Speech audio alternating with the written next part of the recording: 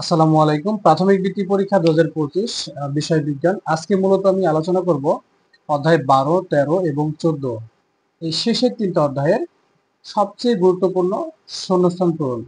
অর্থাৎ এই তিনটা অধ্যায় থেকে সবচেয়ে গুরুত্বপূর্ণ যে শূন্যস্থান পূরণগুলো আছে সেগুলোর একটি সাজেশন। প্রথমে দেখে নেব অধ্যায় 12 জলবায়ু পরিবর্তন। প্রথম প্রশ্নটি হলো পৃথিবীর গড় তাপমাত্রা বেড়ে যাওয়ায় হলো বৈশ্বিক ড্যাশ। উত্তর হবে হচ্ছে উষ্ণায়ন।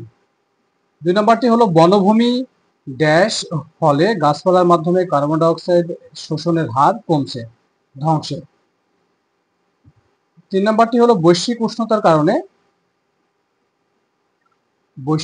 উষ্ণতার কারণে পৃথিবীর ড্যাশ ধীরে ধীরে পরিবর্তন হচ্ছে, উত্তর হবে হচ্ছে জলবায়ু। 4 নম্বরটি হচ্ছে পৃথিবীর ড্যাশ তাপমাত্রা ধীরে ধীরে বাড়ছে, পৃথিবীর গড় তাপমাত্রা ধীরে ধীরে বাড়ছে।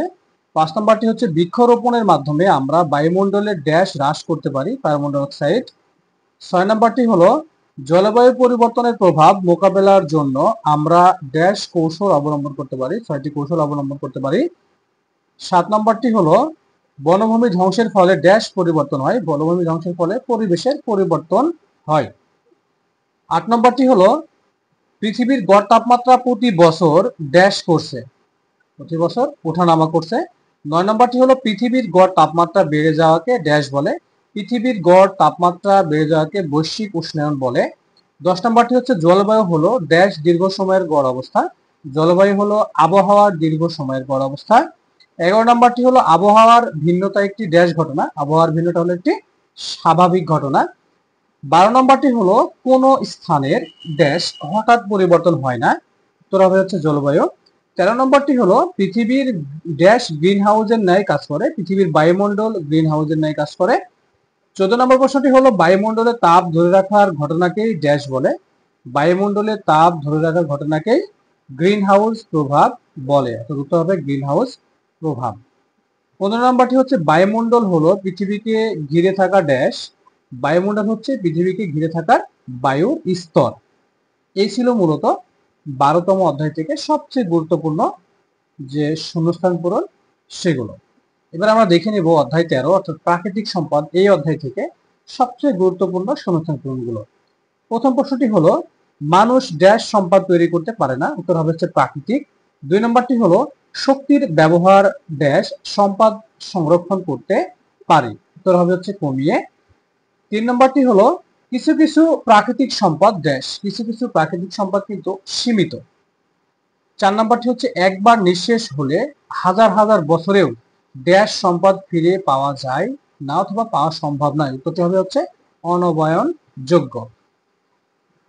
5 নম্বরটি হলো নবায়নযোগ্য সম্পদকে ড্যাশ সম্পদের বিকল্প হিসেবে ব্যবহার করা যায়, উত্তরটি হবে হচ্ছে অনবায়নযোগ্য। 6 নম্বরটি হচ্ছে শক্তি উৎপাদনের জন্য আমরা ড্যাশ সম্পদের উপর নির্ভরশীল, উত্তর হবে হচ্ছে প্রাকৃতিক। 7 নম্বরটি হচ্ছে রিসাইকেল করার মাধ্যমে আমরা সম্পদ ড্যাশ করতে পারি, উত্তর হবে হচ্ছে সংরক্ষণ। এবার দেখে নাও 8 নম্বরটি তেল, গ্যাস, কয়লা ইত্যাদি ড্যাশ প্রাকৃতিক সম্পদ, এটা হচ্ছে অনবায়নযোগ্য প্রাকৃতিক সম্পদ। 9 নম্বরটি হলো সম্পদকে ড্যাশ ভাগে ভাগ করা যায়, উত্তর হবে হচ্ছে 2। 10 নম্বরটি হচ্ছে মানুষের তৈরি সম্পদই ড্যাশ সম্পদ, মানব সৃষ্ট সম্পদ। 11 নম্বরটি হলো ড্যাশ শক্তির অফুরন্ত উৎস, উত্তর হবে সূর্যের আলো। 12 নম্বরটি হলো ড্যাশ প্রাকৃতিক সম্পদ তৈরি করতে পারে না, মানুষ প্রাকৃতিক সম্পদ তৈরি করতে পারে না, উত্তর হবে হচ্ছে মানুষ। 13 নম্বরটি হলো ড্যাশ সম্পদ বারবার ব্যবহার করা যায়, উত্তরটি হবে হচ্ছে নবায়নযোগ্য। এই হচ্ছে 13তম অধ্যায় থেকে সবচেয়ে গুরুত্বপূর্ণ শূন্যস্থান পূরণগুলো। এ পর্যায়ে আমরা দেখে নেব 14তম অধ্যায় থেকে, অর্থাৎ সর্বশেষ যে অধ্যায়টি সেখান থেকে, অর্থাৎ জনসংখ্যা প্রাকৃতিক সম্পদ, এই অধ্যায় থেকে সবচেয়ে গুরুত্বপূর্ণ যে শূন্যস্থান পূরণগুলো আছে সেগুলো। 1 নম্বরটি হচ্ছে বাড়তি চাহিদা আমাদের জীবনে বিভিন্ন ড্যাশ সৃষ্টি করে, উত্তরটি হবে সমস্যা। 2 নম্বরটি হলো জনসংখ্যা বৃদ্ধি প্রাকৃতিক সম্পদের উপর ড্যাশ বাড়ায়, উত্তর হবে হচ্ছে চাপ। 3 নম্বরটি হচ্ছে বাড়তি শস্য উৎপাদন এবং পশুপালনের জন্য মানুষ ড্যাশ উজাড় করছে, উত্তর হবে হচ্ছে বন। 4 নম্বরটি হলো পরিবেশের উপর জনসংখ্যার জনসংখ্যা বৃদ্ধির ব্যাপক ড্যাশ রয়েছে, ব্যাপক প্রভাব রয়েছে। 5 নম্বরটি হলো খাদ্য চাহিদা পূরণের জন্য মানুষ বিজ্ঞান ও প্রযুক্তি উদ্ভাবন করেছে। 6 নম্বরটি হলো বাড়তি ড্যাশ জন্য অধিক খাদ্য প্রয়োজন, বাড়তি লোকের জন্য কিন্তু অধিক খাদ্য প্রয়োজন, উত্তরটা হবে হচ্ছে লোক। 7 নম্বরটি হলো জনসংখ্যা ড্যাশ সাথে সাথে প্রাকৃতিক সম্পদের চাহিদা বাড়ছে, জনসংখ্যা উত্তরটি হবে জনসংখ্যা বৃদ্ধি। হ্যাঁ, 8 নম্বরটি হচ্ছে দেখে নাও যে জনসংখ্যা ড্যাশ হলো প্রতি একক জায়গায় বসবাসরত মোট জনসংখ্যা, উত্তরটি হবে হচ্ছে ঘনত্ব। 9 নম্বর হচ্ছে জনসংখ্যার ঘনত্ব বেশি হলে ড্যাশ দ্রুত ছড়ায়, জীবাণু।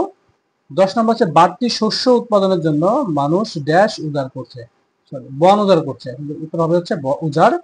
11 নম্বর হচ্ছে বনভূমি ধ্বংসের ফলে ড্যাশ পরিবর্তন হয়, বাস্তুসংস্থানের পরিবর্তন হয়। আমি আবারও বলছি, বনভূমি ধ্বংসের ফলে বাস্তুসংস্থানের পরিবর্তন হয়। এই ছিল মূলত শেষের 3টা অধ্যায় থেকে সবচেয়ে গুরুত্বপূর্ণ যে শূন্যস্থান পূরণ সেগুলো। ইনশাআল্লাহ এগুলো পড়লে আর তোমাদের আর অন্যগুলো পড়ার প্রয়োজন হবে না। তারপরে একটু কথা বলে রাখি যে যে বোর্ড বই তোমাদের যেটি আছে এটি কিন্তু খুব ভালোভাবে রিডিং করতে হবে, তাহলে এখান থেকে ছোট প্রশ্ন, শূন্যস্থান পূরণ, বাম ডান এবং বড় প্রশ্ন, এতে কোনো সমস্যা হবে না।